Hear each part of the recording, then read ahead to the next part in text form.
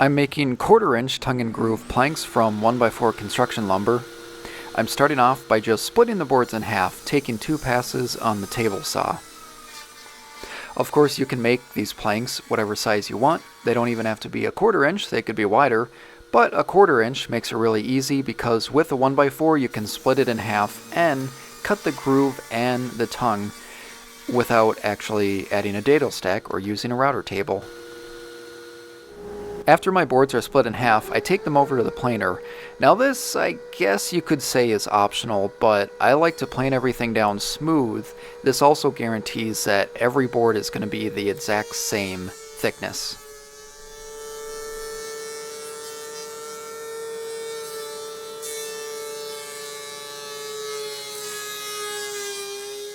Because the boards are so thin, I like to take many shallow passes on the planer, but if you have a thickness sander, that would actually work much better, considering how thin the planks are.